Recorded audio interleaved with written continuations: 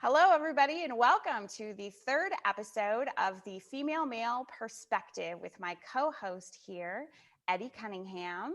Howdy. And of course, I am Tina V, or otherwise known as Tina Valiant. And today we are going to be discussing abuse. Is it really happening, or am I crazy?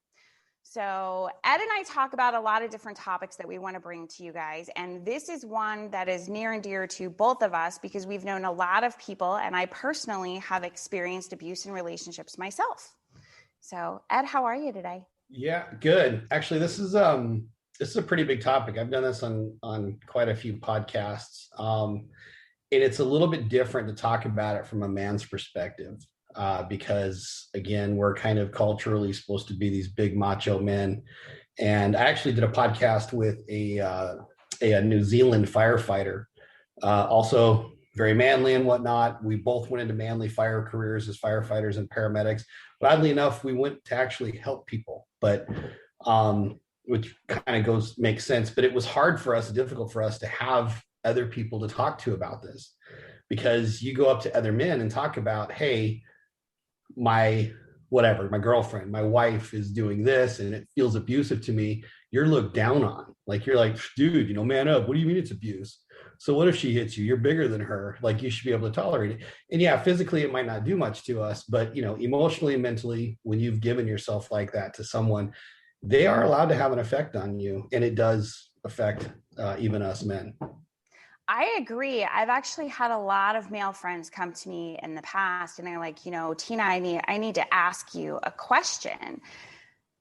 We're not allowed to hit women. We're not allowed to kind of almost defend ourselves, but my wife or my girlfriend is actually physically attacking me, number one, and number two, telling me what a piece of crap I am on a daily basis. And I don't even understand where any of this is coming from. Is that abuse? I'm like, absolutely, 100%. Doesn't matter if you're a male or a female. If somebody is attacking you physically or mentally, that's abuse. Absolutely, it is. Absolutely. And Grant Pierce was his name, the firefighter that I did the podcast with. Jelena Dawn was the other co-host with us. It was an amazing podcast. She's been through a lot of abuse. She's actually got a book out as well. What did she call it? It was actually, it was To My Abuser, I'm telling everyone the creepy stuff you've done. I think it was the. Oh, wow. I have to find it exactly. It was something similar to that, but it's a pretty powerful read. But Grant and I both experienced abuse as children first. Mm-hmm. Both of us experienced it sexually, and both of us experienced it at the hands of a woman. Both our abusers when we were young were sexual abusers, and it was women that had done it to the both of us. It was an interesting subject to talk about, because I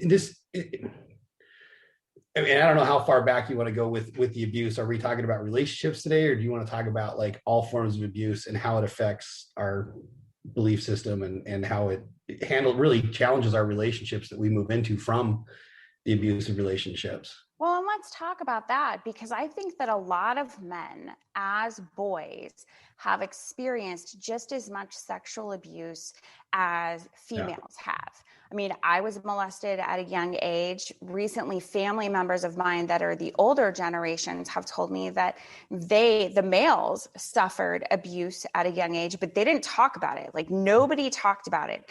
And it seems like women can talk about it a lot more openly, and it's more socially acceptable for women to talk about it than it is for men. And I think that's a bunch of crap.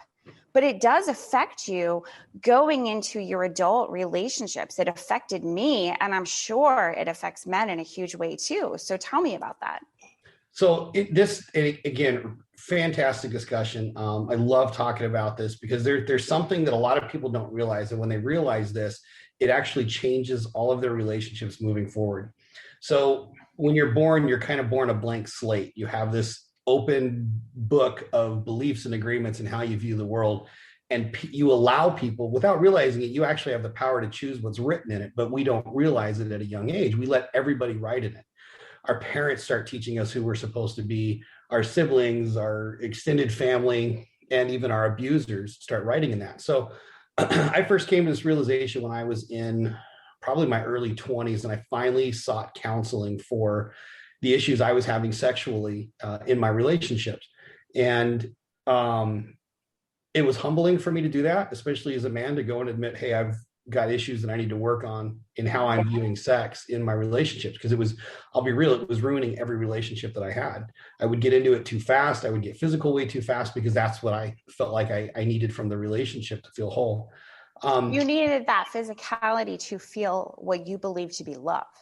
Yeah, and that's so the crazy thing was, and this was the huge realization for me. This right here completely changed all my relationships moving forward. We write our belief at the age that we experience it. So in this was about the age of 23 when I really started working on this. I realized that as a 23-year-old man, I was walking around with a 4-year-old's version of sex. Mm-hmm. And it was between the ages of about 4 and 7 that this had happened to me. And I was developing my view on being touched down there, the things that you do with someone else. And it was a 4-year-old's version ruling the way I viewed sex in my early 20s. And it wasn't until I revisited that. And this was a real powerful tool that I was taught by a mentor of mine. And I went back, and I'm a visual person. When I work on things and reprocess old agreements, I do it visually. Mm-hmm. And I imagined myself, my 23-year-old self, I still choke up over this, being there at the moment that my 4-year-old self was introduced to something that was way beyond their ability to process. Mm-hmm. And I imagined my 23-year-old self picking up my 4-year-old self and holding him and saying, Eddie, you're not ugly. What happened to you was ugly. This wasn't for you to carry. This isn't your ugliness to carry. Don't look at sex as a negative thing. Look at it as a beautiful thing that's between two people that love each other and are committed to each other. It's meant to feel good. It's meant to be right. It's not meant to be twisted like this. Let go of that. Don't hang on to it. And even though I could never travel back in time and actually rewrite the time between 4 and 23, from that point forward, I had rewritten my agreement. And the thing is I've even revisited that moving forward. Even up when I got remarried again at the age of 27, I had to revisit that. And I had to talk about, okay, what kind of agreement do I want to make now with my sexuality? And all forms of abuse that we go through, especially when we're so young and we don't control the process of it, or we're not mature enough to process it right, is written at that age. Whether it's the beatings or whether it's sexual or whether it's emotional. It's important that we go back and revisit that and rewrite it with the wisdom and knowledge that we have in the now in order for us to move forward. Otherwise, we're going to be carrying that 4-year-old, 12-year-old, 15-year-old's agreement throughout every one of our relationships and viewing that through that filter. Right. And we allow people to continue to come into our lives that mistreat us because through our experiences, we haven't learned how to love ourselves yet. Mm-hmm. And one of the things that I experienced, because I had every abuse imaginable by the age of 7 from 2 different adult men in my life. One wasn't totally an adult. It was my cousin who was much older than me, like 10, 12 years older than me, right? And he was my sexual abuser. And we faced each other when I was 15, and I forgave him face to face after looking at him from a whole big picture. Powerful. And that was when I rewrote my first agreement, right? Because I was a little sexually promiscuous at a younger age because of that, and kept allowing boys into my life that were mistreating me in that world because I thought that was normal. And so once I was able to face my abuser, look at the bigger picture of his life and all the abuse that he had endured, that I even witnessed some of his physical abuse at a young age, it made sense that he acted out in the way that he did. And when I confronted him, he looked at me and he cried and he was like, Tina, I did to you what had been done to me, and you're not the only one. And he was so remorseful, and he lived a horrible life after that. I mean, He was a drug addict who pimped himself out on the streets to pay for his drugs and ended up dying of AIDS because of him punishing himself over and over and over again for the things that he had done to others and the things that had been done to him. It's a powerful story. It's one that I write about in my book, Finding Your Voice, because I think it's important to not only set the stage for the things that have been done to you, but also how to forgive those people that have done things to you and realize that 99% of the time it's not personal. They're acting based on what they know and their own experiences. But the physical abuse and the mental abuse that I endured as a child was far greater of an impact on me than the sexual abuse that had taken place. And I was told daily that I was ugly, that I would never amount to anything, that nobody would ever love me, and that I wasn't a lovable human being. And this was a father figure in my life. It was a stepfather at the time. And then the physical abuse compiled onto that as well had such a profound impact on my life for years, especially my relationships with men. So how so? I want you to tell me about that. What did you keep finding yourself looking for, being attracted to, and allowing into your life specifically because of those agreements? And it's interesting because the abuse we go through, especially when we go through a lot of it as children, it becomes comfortable. We learn survival habits and survival traits that actually make us comfortable, and we are almost scared of stepping outside of that because it can always get worse. That's what we're afraid of. Okay, this isn't exactly what I want. I think things could be better, but oh my God, it could be worse. And that's what I'm afraid of more. So I will just stay here in this comfort level. So what did you find yourself being attracted to and allowing into your life because of those agreements that were written when you were younger? So I have been married 3 times. I'm not proud of that fact, but I have been married 3 times. And the bottom line is this: I kept attracting people into my life that did not see my value because I didn't see my value myself. My first husband was very, very controlling, very mentally abusive to not only me, but my daughters. And he is the father of both of my daughters. And we were together 12 years.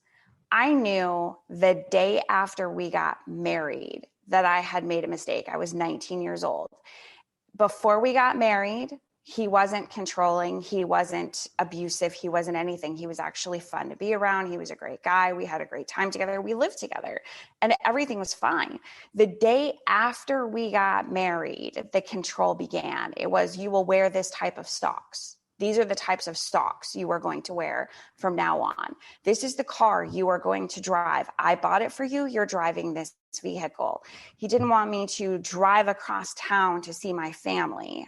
We lived in Fort Collins. It wasn't even a big town. It wasn't like an hour drive. It was 20 minutes, but it was because that time took me away from him.